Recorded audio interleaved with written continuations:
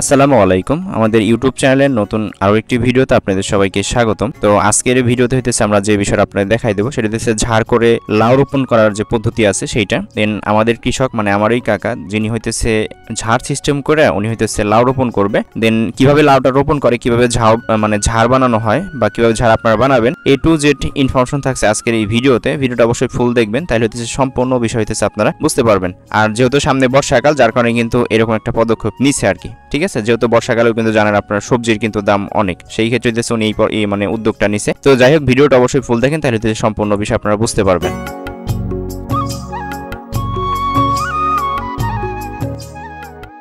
তো আলহামদুলিল্লাহ আমরা হইতেছে ফাইনালি আমার যে কাকার জমি আছে ওই জমিতে প্রবেশ করে ফেলছি। আর এখানে হইতেছে উনি ঝাড় বানানোর যে প্রাথমিক প্রক্রিয়া ওইগুলা কিন্তু অলরেডি করে ফেলছে, বা কিছু ঝাড় হইতেছে উনি নিজেই তৈরি করে ফেলছে, যেগুলো হইতেছে আমি আপনাদের দেখাইনি। বাট একটা ঝাড় আপনাদের করে দেখাবো বা দেখাই দেবো কিভাবে করে, ওইটা দেখলে হইতেছে আপনারা সম্পূর্ণ যে বিষয় আছে ওই বিষয়গুলো আপনারা বুঝতে পারবেন আর কি, ঠিক আছে, আসলে কিভাবে তৈরি করতে হয়। আর এগুলো নর্মালি যে কোনো মানুষ চাইলেই কিন্তু এই ঝাড়গুলো করতে পারে, এগুলো আসলে আহামরি শিক্ষার এরকম কোনো কিছু নয়। হ্যাঁ,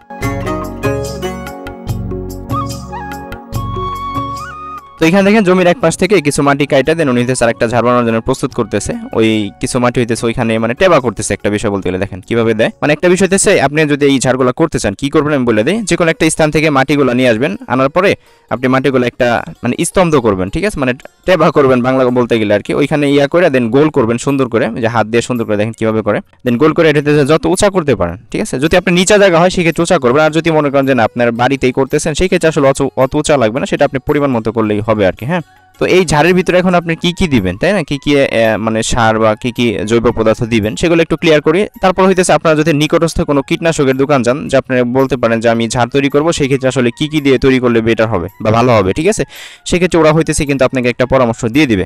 তারপর এখানে আমি একটু ক্লিয়ার করে দিই যে মানে যে জিনিস হইতেছে আমাদের যে কাকা কৃষক, দেন উনি যে জিনিসগুলো দিচ্ছে সেগুলো হইতেছে আমি আপনার মাঝে একটু শেয়ার করে বলে দিই, তাহলে আপনার বিষয়গুলো একটু ক্লিয়ার হবেন, ঠিক আছে। ওনার যে ঝাড় দেখতে পেলেন এটা কিন্তু মোটামুটি ভালোই উঁচা করছে আর কি, যেহেতু এটা চকের ভিতরে আর সামনে যেহেতু বর্ষা, সেই বর্ষা উপলব্ধি করেই কিন্তু এই ঝাড়গুলো উঁচা করছে আর কি, ঠিক আছে।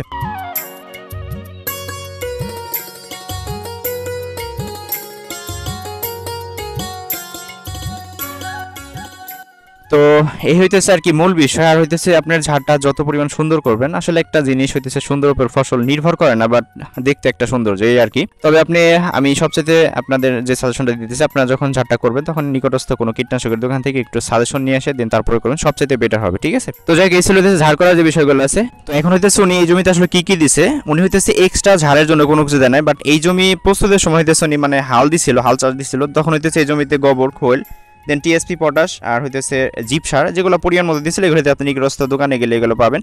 বাট আপনারা এখন কি করবেন, তাই না, এরকম একটা প্রশ্ন কিন্তু, যে আমরা ঝাড়ের জন্য কি করবো। আমরা ঝাড়ের জন্য হইতেছে কিছু গোবর, দেন খোল, টিএসপি, পটাশ, জিপ সার, এগুলো হইতেছে প্রত্যেকটা ঝাড় অনুমান করে আর কি, ঠিক আছে, ওই এক মোট বা এরকম আর কি। বেশি কিন্তু দিবে না, বেশি দিলে কিন্তু গাছের গোড়া পয়সা গাছ কিন্তু মরে যাওয়ার সম্ভাবনা আছে, যেহেতু লাউ গাছ বুঝেন এগুলো। ওই কিছু পরিমাণ হালকা হালকা করে সার দিয়ে দেন। আপনি একটা কাজ করেন, আপনি যখন ঝাড়টা তৈরি করবেন তখন হইতেছে কিছু গোবর আর খোল এগুলো দিয়ে ঝাড়টা কিছুদিন ঢাইকা রাখবেন, ঠিক আছে। দেন ঢাইকা রাখার পর পরবর্তীতে আপনি যে সারগুলো আছে ওগুলো দিয়ে পরবর্তীতে চারা বা বীজ যেটা আছে ওটা রোপণ করে দেবেন, সবচেয়ে বেটার হবে আর কি, ঠিক আছে। তো যাই হোক, এখন হইতেছে আমি আপনাদের দেখাই দিব, যেহেতু আজকে হইতেছে বিকাল টাইম, সেই ক্ষেত্রে আর আজকের যে বিষয়গুলো আপনারা ঝাড় কিভাবে করে সেটা তো অবশ্যই দেখতেই পেলেন। আর এখানে এখন কথা হইতেছে আসলে এখানে কতটুকু ঝাড় করলো বা কয়টা ঝাড় করছে, এখানে টোটাল হইতেছে 15 থেকে 20টা এরকম হবে আর কি ঝাড়গুলা করছে আর কি, ঠিক আছে। তো যাই হোক, এই ছিল হইতেছে ঝাড় করার যে বিষয় আছে। এখন হইতেছে উনি বীজ কিভাবে রোপণ করে সেই বিষয়টিতে আমি আপনাদের দেখাই দিই, কোন জাতের বীজ রোপণ করে সেই বিষয়টা হইতেছে আমি আপনাদের ক্লিয়ার করব, ঠিক আছে। তো যাই হোক, আলহামদুলিল্লাহ আমাদের ঝাড়ের যে বিষয়গুলো ছিল, ঝাড়ের প্রত্যেকটা ঝাড় করা কমপ্লিট হয়ে গেছে। আরেকটা বিষয় এখানে একটু লক্ষ্য করেন আপনারা, যে আসলে ঝাড়টা কত সুন্দর করে করছে। হ্যাঁ, আর প্রত্যেকটা মাটি কিন্তু মানে নরম টাইপের, একটু লক্ষ্য করেন তাইলে বুঝবেন। অবশ্যই মাটিগুলো ঝুরে ঝুরে করে নেবেন। এইখানে ঝাড় বানানোর যে সিস্টেম আপনার হইতেছে এটা অবশ্যই মাথায় রাখবেন, যে মাটির কোনো যেন দলা না থাকে, ঠিক আছে। দেখেন কিভাবে করছে।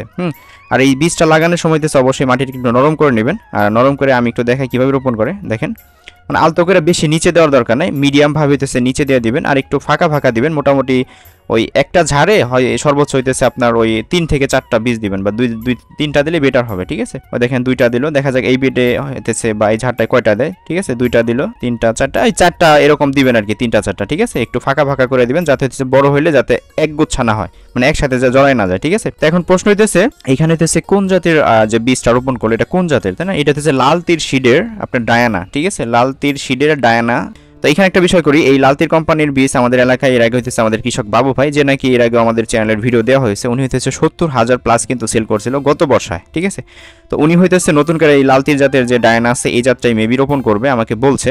তো যাক, আমরা যদি সময় পাই সেই ক্ষেত্রে আমাদের কৃষক বাবু ভাইয়ের যে ভিডিওটা থাকবে ওইটা আমি আপনাদের দেখাই দেবো, ঠিক আছে। তো এইখানে দেখলেন যে আসলে বীজগুলা কিভাবে রোপণ করে। আমি আবারও ক্লিয়ার করি, বীজগুলো অবশ্যই অত নিচে দেওয়ার দরকার নাই, মিডিয়াম সাইজ করে হালকা করে দিয়ে দিবেন, ঠিক আছে। দেন দেখবেন হইতেছে আপনি কিছুদিন পর গজা যাবে। আর অবশ্যই এগুলা যদি আপনার জমির যে ভাব একটু মানে একটু পানি দেওয়ার চেষ্টা করবেন, মানে আপনার মাটির রসের উপর ডিপেন্ড করবে, ঠিক আছে, আসলে পানি দিবেন কিনা। এটা অবশ্যই আপনারা যখন রোপণ করবেন তখনই বুঝতে পারবেন আসলে আপনার ওইখানে পানি লাগবে কিনা, ঠিক আছে। আর বীজগুলো মোটামুটি খারাপ না, বীজের সাইজ বা আকার আকৃতি খুবই সুন্দর, এগুলো একটু লক্ষ্য করলে বুঝতে পারবেন আপনারা। একটা বিষয় এখানে ক্লিয়ার করি, আপনারা বীজ যখন দিবেন দেওয়ার মোটামুটি কিছুদিন পরে সাইড দিয়ে একটু বেড়া দিয়ে দিবেন, যাতে পরবর্তীতে আপনার ওই যদি এলাকায় হয় সেক্ষেত্রে আসলে ছাগল হাঁস এগুলো হয়তো ডিস্টার্ব করতেই পারে, সেক্ষেত্রে হালকা করে একটু বেড়া দিবেন বা কিছু খুরসি গেড়া দিবেন আর কি। দেন তারপর হইতেছে ওই গাছের বয়স যখন হয়ে যাবে আর কি, দেন পরবর্তীতে আপনারা জাংলা দিবেন। তো যাই হোক, আমরা হইতেছে এগুলো নিয়ে পরবর্তী আমরা আরও পার্ট চলে আসবে আমাদের এই আসলে বীজের, যে আসলে আজকে হইতেছে প্রথম স্টেপ, যে ঝাড় করা থেকে বীজ কীভাবে রোপণ করলো সেই বিষয়তে আমি আপনাদের দেখাই দিলাম। দেন পরবর্তী পার্ট চলে আসবে এটার, যে আসলে কত বড় হইলো বীজ বা গাছের কি পরিস্থিতি, একটু যেটা ইনফরমেশন নিয়ে পরবর্তী একটা পার্ট চলে আসবে আর কি, ঠিক আছে। তো যাই হোক, এই ছিল হইতেছে আমাদের ভিডিওর যে মূল উদ্দেশ্য। এখানে কিন্তু আমি বিস্তারিত যে আলোচনাগুলো আছে ওইগুলো করে দিচ্ছি, তারপরে এগুলো সাধারণ নলেজ, এগুলো আশা করি সবাই করতে পারবেন, এগুলো নিয়ে আসলে বিস্তারিত এরকমভাবে কোনো কিছু বলার নাই, ঠিক আছে। তো যাই হোক, এই ছিল আমাদের আজকের ভিডিও। দেন এই জমির পরবর্তী পার্ট, মানে এই যে বীজগুলো রোপণ করলো আসলে কতগুলো বীজ হইলো প্রত্যেকটা ঝাড়ে, ঠিক আছে, A to Z ইনফরমেশন নিয়ে থাকছে সামনের ভিডিও, মানে সামনে হচ্ছে একটা ভিডিও চলে আসবে। দেন ওই ভিডিও দেখার জন্য সবাইকে আমন্ত্রণ রইল। আর অবশ্যই আপনি যদি আমাদের এই ভিডিওটা ফেসবুক পেজ থেকে দেখে থাকেন, অবশ্যই আমাদের ফেসবুক পেজটা ফলো করে আমাদের সঙ্গেই থাকবেন। আর যদি ইউটিউব থেকে দেখে থাকেন, অবশ্যই আমাদের ইউটিউব চ্যানেলটি সাবস্ক্রাইব করে নোটিফিকেশন বেল অন করে রাখবেন পরবর্তী ভিডিও দেখার জন্য। ভালো থাকবেন সবাই, আল্লাহ হাফিজ।